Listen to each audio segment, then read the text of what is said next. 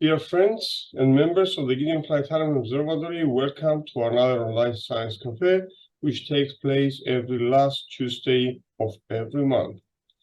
During this meeting, I'm going to go through a presentation which we will discuss about the sky in December 2023. So what's up in December sky? Let's find out what are the most important things to observe during December 2023. So planet Venus. Planet Venus, it is an early morning object, very bright object, which is ideal to observe. It usually, at the beginning of the month, it rises around 3 o'clock in the morning. So it's a good chance to observe it really bright and nice contrast. Further later, a little bit later, actually on the 9th of December, we'll have a meetup, Venus and Moon conjunction. So this will take place at 9th of December. At 4 o'clock, you will have this scene at the southeastern skies. So there's another companion there, Spica, a very bright star, and it's a good chance to observe all together. If you wait a little bit more, 1 hour later, they will rise a little bit further up in the sky, and they will be better observable, but also a little bit before the sunrise is also ideal. Planet Jupiter. It is a very bright object. It's on the sky. The second bright after Venus and the Moon, of course, when it's fully illuminated. But it's always available this month for observations. Very early in the evening after sunset. It's positioned on a very nice place. On the night sky, and you can observe it throughout the night for the whole month. So this planet sets early in the morning, 2-3 o'clock, according to the time of this month. So it's a good chance to observe it throughout the night. Before Jupiter, we have another planet which rises. Still another bright object, not so bright as Jupiter, but it is very easily distinguishable compared to the background of the stars, and it is the planet Saturn. It's also ideal time to observe this planet, especially at the first half of the month, since at the end of the month it will be positioned very low near the horizon towards the west, and it will set at around 9 o'clock at around 28th of December. So it's better if you observe it at early evening or before midnight in the first half of the month, and later as early as possible. Uranus, of course, not a bright object, very faint object, a very small green luminary, but it's easy to find now, and it's a very good chance now to observe it because it's easily found, and it's only 3 degrees away from planet Jupiter, to the right of Pleiades. Neptune, an even fainter object, but it is a good time to observe it, especially on the 2nd of December, since we don't have at the specific time, at the time it rises after 12:53, and it says as 00:38, so just 38 minutes after midnight. So it's easily found at the bottom, actually below Pisces. So can you see my arrow on the screen? Yes. So it's easily going down and you find the object here. And as you see on the left, it rises 12:53 in the morning, so it sets at 12. So after 8 o'clock, 9 o'clock is very nice time to observe it. Now, one of my favorites, since we have the new moon on the 12th of December, it's a good chance at that day of the month, that time of the month, to observe the Orion Nebula and, of course, all possible, visible, observable deep sky objects, since we will not be obstructed by the moonlight. So, since we have a new moon, it is the best chance to observe it.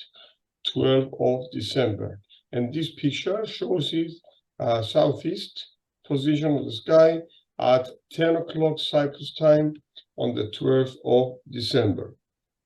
How do you find the Orion Nebula? Of course, we have the constellation of Orion. This is Taurus, Aldebaran. This is the Orion belt, the very bright Sirius, Ryger, and Betelgeuse. And we have here at the Orion belt 1, 2, 3, a little bit down and to the right, and you will find the area that you need to observe. It is easily distinguishable with the naked eye or unaided eye, which means without any equipment, but there is a better view with binoculars. You can view like this, or even through a telescope, a larger telescope, more than 3 inches telescope, to be able to collect enough light in the tube to get some details of these objects.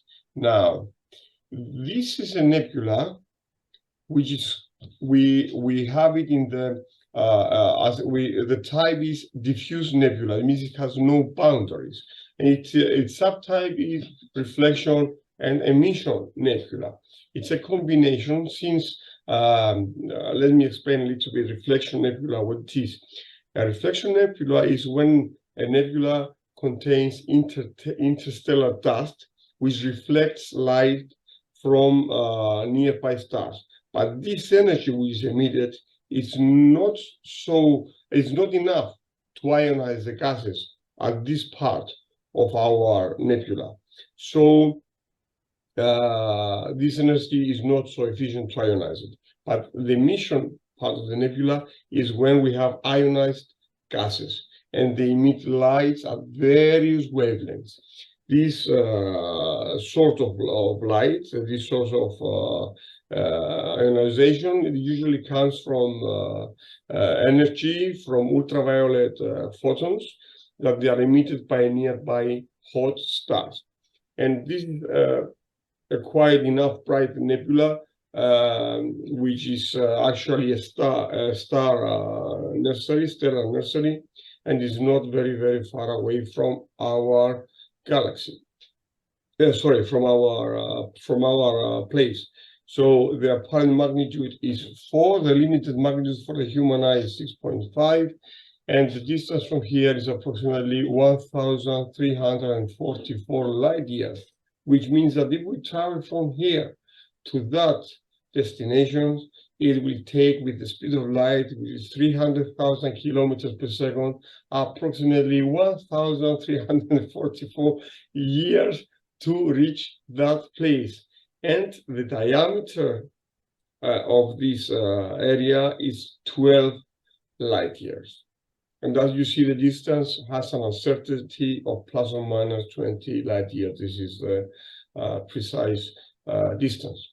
Now, from observations throughout the years, we have managed to count approximately 700 stars of different ages that were born in this spectacular nebula. But now, what is important, very, very important about this nebula, if we have more magnification, okay, and we come to the center of the nebula, here we have the very famous constellation, a very famous star cluster. It's an open star cluster called the trapezium, because of the formation of these A, B, C, and D stars, which form a trapezium, and later on another one was added E here, and now we have added F and H1 at the side. So, but the main trapezium consists of these four stars inside the center of the nebula, and this is the nebula as it is seen through a telescope with white light, visible light. This Orion Nebula is also called Great Orion Nebula, and it's called M42.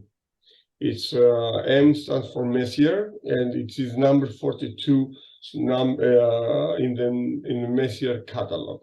And if I remember well, is the NGC 1976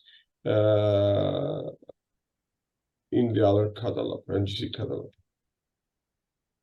Now, something we have been waiting all the year. One of my favorites, the Gemini meteor showers. So the peak is between the 13th and the 14th of December. And we're talking about the Gemini's meteor shower. Now, meteor showers usually they are dust from comets, but in this case we have dust from an asteroid Phaethon. Now, the radiant point will be in the Gemini constellation. This means that the meteors will be radiated from this point here between Castor and Pollux, and it will be going outwards to all directions. So this is what makes it easy to understand that it is a Gemini meteor radiated from this location outwards. Now, Gemini is easy to find, and this is when you're looking east, 9 o'clock evening time. Now, let's see.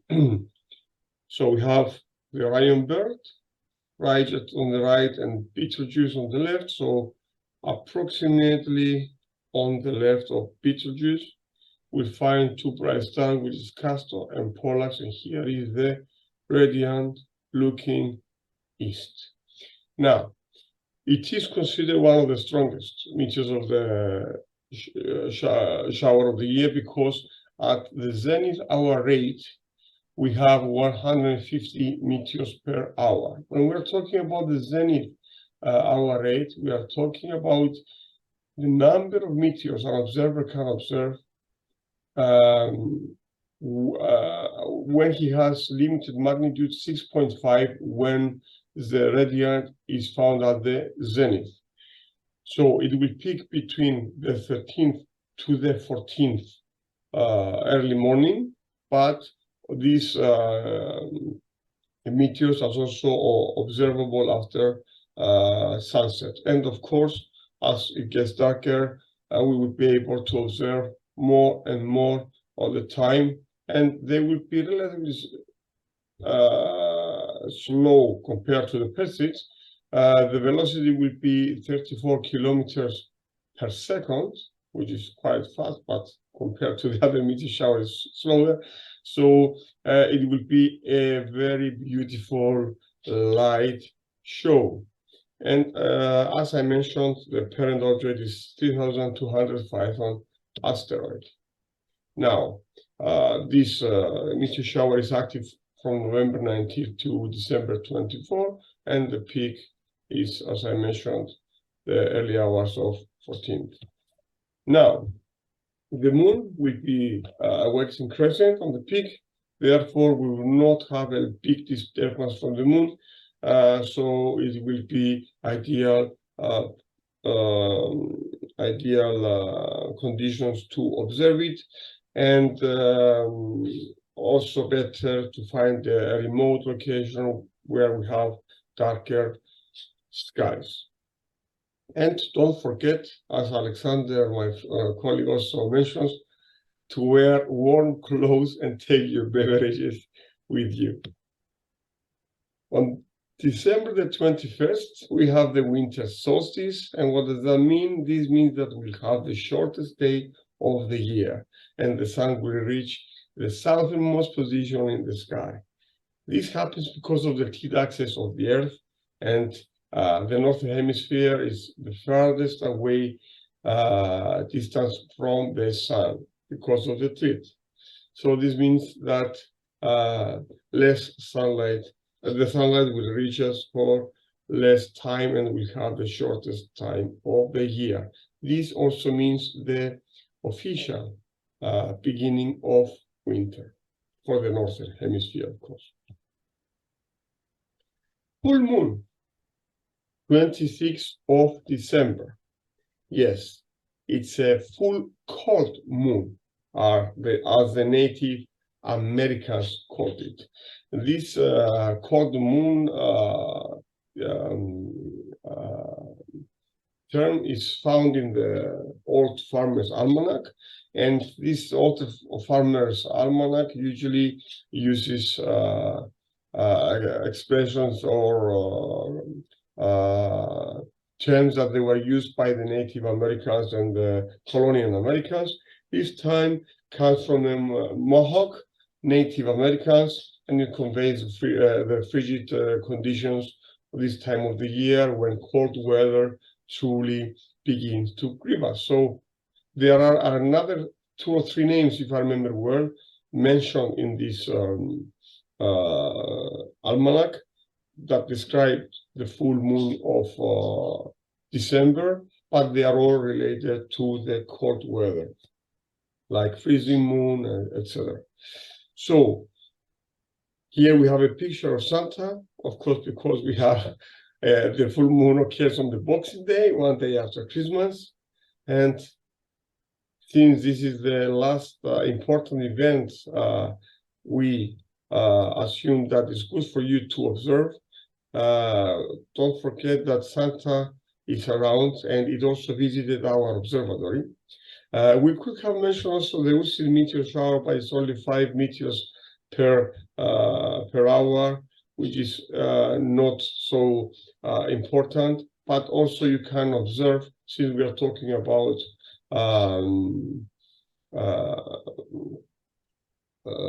Christmas, the Christmas tree nebula, and it's a good chance to observe it also the same time of the year of the month, to near the 12th, when we have the new moon. So since we talked about Santa Claus, what's this? So Santa visited the observatory, and he has been framed. So he came here to visit the observatory last week, and we caught him on video. So thank you very much for being with us.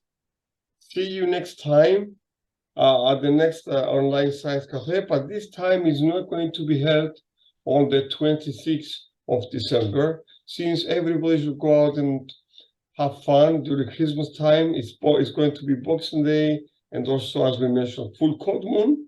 So wear your warm clothes and have a romantic stroll under the full moon. So we're going to have our next online science cafe on Tuesday, the 19th of December at the same time, 8 o'clock. The codes are there available for you, and don't forget that you can find all our recorded online science cafe on our YouTube channel, youtube.com/@CYPRUS Planetarium.